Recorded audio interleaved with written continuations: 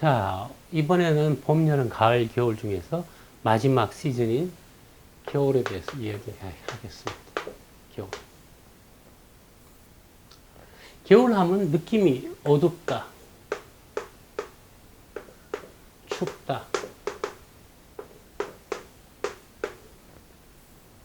뭐 그런 거죠. 그럼 겨울이 나쁜 계절이냐?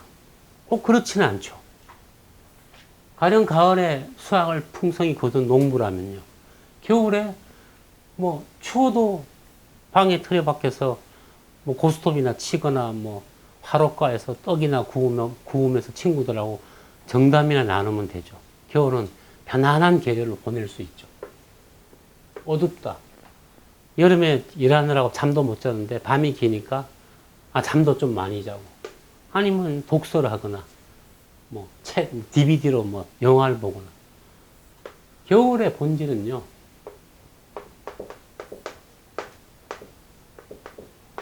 한입니다. 한가롭다. 활동의 기간이 아니죠. 그래서 심장 박동도 좀 떨어지고요. 겨울은 한의 결과는 쉰다. 휴한의 계절이 겨울입니다. 어찌 보면 쉬면서 여가를 갖는 때이기도 하죠. 특히 농사로 돌아가는 경제에서는 100% 그러하죠. 물론 농부들은 거기도 뭐 여러 가지 또 부수일이 있죠. 뭐 그죠? 집실 맨다든가 여러 가지 뭐 일이 있지만 부유한 농부라면은 정말 휴한의 계절을 보내는 거죠.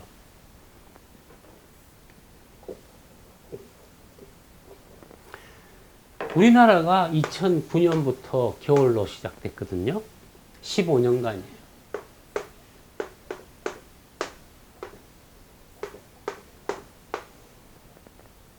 2024년까지가 겨울입니다. 지금 2018년이니까 15년 중에서 지금 그죠? 6년 남았으니까 9년이 지났습니다. 겨울의 문제는 이런 거예요. 국가적으로 보면은. 이제 크게 뭔가 성장하지가 않는 거예요. 성장할 게 별로 없죠. 성장한 게 별로 없다 보니까 어떻게 합니까? 사람을 덜 쓰게 되죠. 취업이 문제가, 고용이 문제가 되죠. 또 하나, 우리나라가 이렇게 가을에, 구근의 가을에 한창 수확을 거둘 때 손이 부족하죠. 품을 갖다 빌리죠. 품앗이라 그러죠. 그게 뭐냐면 비정규직입니다. 잠깐 빌려다가 손을 빌려다 쓰고 이제 추수가 끝났으니까 이제 수당 주고 그죠? 돌아가 쉬세요. 근데 그 친구들은 돌아가서 다시 경제 활동을 해야 되는데 겨울이 되니까 고용이 문제죠. 이미 번 사람은 편안하게 지낼 수 있어요. 그런데 한국의 중산층만 하더라도 그동안에 가을에 프리미엄 아파트에 낚여서 다 그거 사다 보니까 당장 대출이 엄청나서 그죠? 내가 만약에 이러다가 뭐 아프기라도 하면은 그래서 다 불안한 게 또 보험이죠. 근데 또 보험 왕창 들었어요. 그죠? 그래, 내가 지금 빚을 많이 내지만 또 한편으로 보험도 들어놔야지 해서 연금보험 또 많이 들었는데 요즘 와서 어려워지니까 연금보험도 깨는 사람이 많죠. 그래서 보험도 깨먹고, 그죠? 점점 미래에 대한 노후 대책이나 이런 것이 사라지고 있죠. 우리나라 지금 겨울을 보내고 있어요. 고용은 정체되고, 지금 현 정부는 어떻게든 일자리를 늘려보려고 하는데, 기업들도 뭐 판단이 있을 거 아닙니까? 국내 내수 시장이 폭발적으로 성장할 데가 없어요. 그리고 이익 관리하는 기술은 더 늘어났어요. 그래서 그죠? 정리해고, 뭐 이런 정리하고 못하니까 희망퇴직, 뭐 그런 걸 통해서 사람을 줄이죠. 그런 분위기다 보니까 사람을 뽑을 때도 저 친구 우리 회사 들어와서 평생을 일할 사람이라고 판단하지 않고 당장 지금 능력 있어 보이면 뽑아서 능력을 발휘하도록 하고 쓰고 뭐 때가 되면 뭐 너도 떠나고 나도 널 내보내고 서로 이렇게 이제 이혼을 전제로 결혼을 하고 있단 말이죠. 요즘 우리나라 기업의 취업은 마치 결혼을 비교한다면은 이혼을 전제로 하는 결혼이죠. 그게 뭐냐? 조건부 계약이죠. 일종의 조건부 계약이죠. 그래서 이제는 취업도 불안정하죠. 뭐 어쨌든 네가 좋은 데 있으면 나갈 거고 뭐 나한테는 별로 비전을 주지도 않겠다. 뭐 서로 간에 이제 불신하죠. 언젠가 이혼할 거니까요. 그 젊은 친구들도 회사에 충성심을 가질 리가 없죠. 왜 충성을 해야 됩니까? 내가 먼저 버리지 않으면 저쪽이 나를 먼저 찰 텐데. 서로 간에 애정이 식으면 바로 떠나겠다는 자세를 서로 가지고 있죠. 기업도 직원도. 참 겨울의 문제는 그죠? 성장기가 아니라는 거예요. 우리나라의 그죠? 그 하지부터 87년부터 94년까지 이때는 그죠? 94년까지 잘 보이는지 모르겠네요. 94년까지 성장기예요. 늦여름에 2030년, 2017년부터 그죠? 2024년까지. 지금은 성장률 만들기 너무 어렵죠. GDP 성장률이 다는 아니지만요. 어쨌든 뭐가 규모가 커져야지만 일자리가 생겨나거든요. 그래서 요즘에는 그죠? 기업도 뭐 사회적 기업. 네가 좀 고용 좀 해라. 그게 사회적 기업이죠. 뭐 간단히 말하면. 좀 일자리 늘리고 좀 네가 이익을 적게 내더라도 사람을 좀 많이 써서 퀄리티 서비스를 좋게 해서 뭐 오히려 너도 이익을 볼 수 있다. 뭐 장기적으로. 그게 사회적 기업이죠. 인생의 겨울도 마찬가지입니다. 인생의 겨울도, 운명의 겨울도.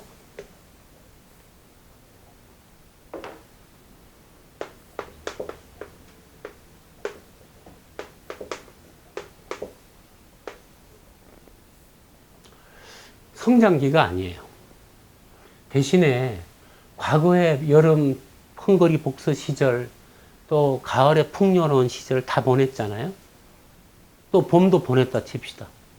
그 사람의 머릿속에는 많은 경험과 노하우가 쌓여 있어요. 그렇기 때문에 그죠?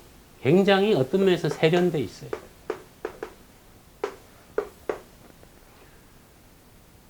세련된 그죠? 사람이 헝거리 복서를 만나면 참 고전합니다.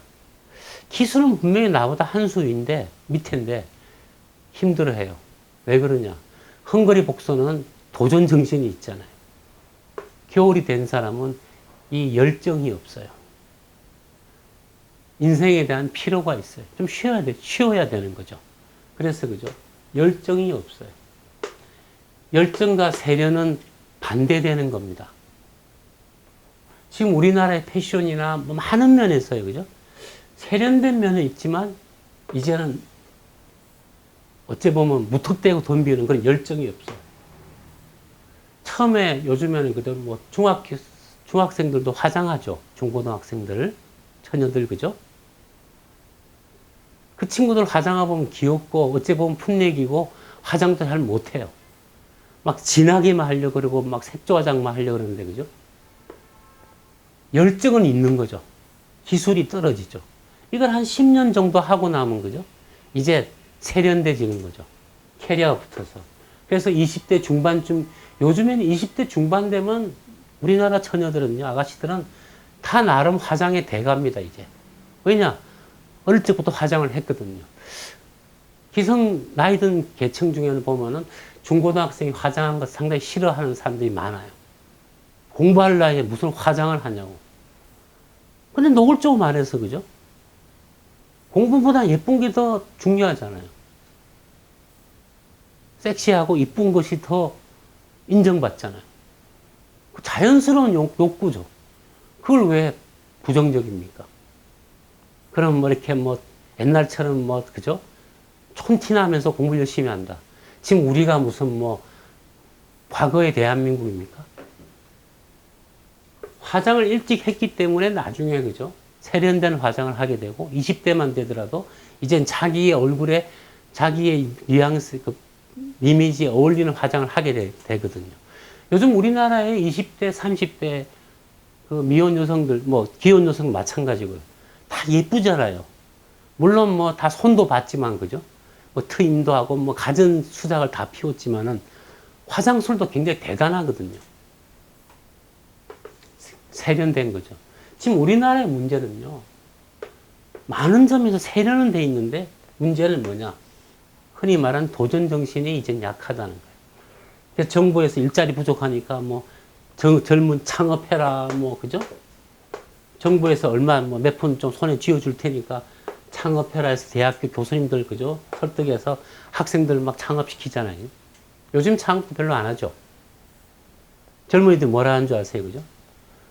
아예 그냥 인생 20대 출발부터 그냥 파산자로 만들어서 그죠? 인생을 갖다가 무게를 어깨에다 확 그냥 뭐 한정치산자 만들어서 인생의 출발부터 그냥 아주 망치려고 그런다고 젊은이 그러죠. 돈 몇 푼 주었다고 해서 있다고 해서 사업되는 거 아니잖아요. 지금 우리가 겨울에 모든 증세가 나타나는데 사람도 마찬가지로요. 겨울이 되면요. 마치 이와 비슷해요. 지금 제 나이가 60대 중반이 된 올해 64인데요. 오랜 세월 동안 맛있는 거 다 먹어봤죠. 많이 먹어봤거든요. 결과 어떻게 되느냐. 식욕은 줄고요. 입맛은 까다로워요.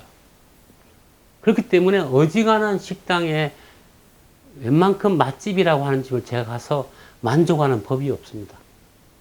다 뭔가가 제 입맛에 안 맞아요. 왜냐? 제 입맛은 60년 이상을 살아오면서 세련될 대로 세련됐거든요. 먹겠다고 하는 욕구, 식욕은 약하죠. 그래서 저 같은 사람들한테는 양은 적더라도 최고의 맛을 낼 수 있는 음식, 비싸도 여유가 된다면 먹으러 옵니다. 그래서 호텔의 유명한 주방장이나 셰프들이 정말로 부가가치가 있는 데는 뭐냐? 돈은 가지고 있고 입맛은 까다로운 사람을 만족시키면 그 사람이 유명한 셰프죠. 지금 나라 전체가 다 사실은 세련되고 열정이 없어요. 요즘은 젊은이들도 열정이 적어요. 나이 든 사람도 열정이 적어요. 운명의 겨울을 지낸 사람들은 열정이 없고 세련됐습니다. 그런데 그러다 보니까 시간이 지나면 무엇이 오느냐? 한편으로 속으로는 불안해해요. 왜 불안하냐? 뭔가 가졌는데도 아까 저처럼 그죠? 뭘 제대로 못 먹는 것도 아닌데 먹는 게 다 불만스러워요. 불안해요. 불만이 쌓여요. 그래서 그죠? 운명의 겨울이 된 사람들은 뭔가 새로운 길을 찾아보려고 사람이 생각하게 됩니다. 그것을 저는 뭐라 부르냐면요. 자, 봄의 가운데가 춘분이라 그랬죠. 여름의 가운데가 하지라 그랬죠. 가을의 가운데가 추분이라 그랬죠. 겨울의 가운데가 동지입니다. 동지. 해마다 12월 22일경에 있죠. 사람은 동지가 되면 뭔가 새로운 길을 시도하려고 마음을 가지게 됩니다. 그런데 그죠? 이 새로운 길.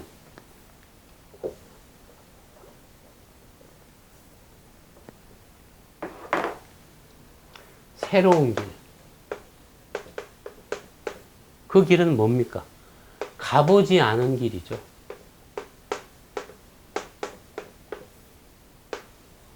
가보지 않은 길이 뭡니까? 그 길에 대한 정보가 없죠. 경험이 없죠.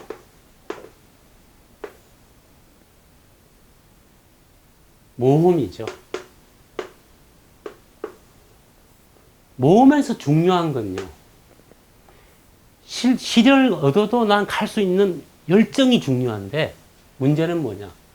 지금 운명의 겨울을 보내는 사람들은 새로운 길은 가고 싶은데 그 길은 모험입니다. 근데 그 모험에 나섰는데 그죠? 사실은 열정이 없다 보면 그 길을 끝까지 가겠습니까?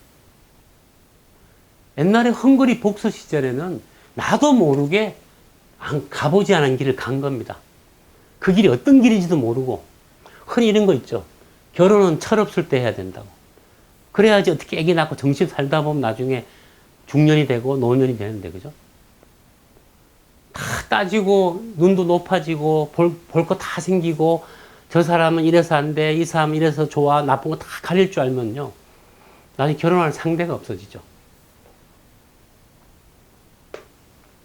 새로운 길을 가는 가장 좋은 방법은요.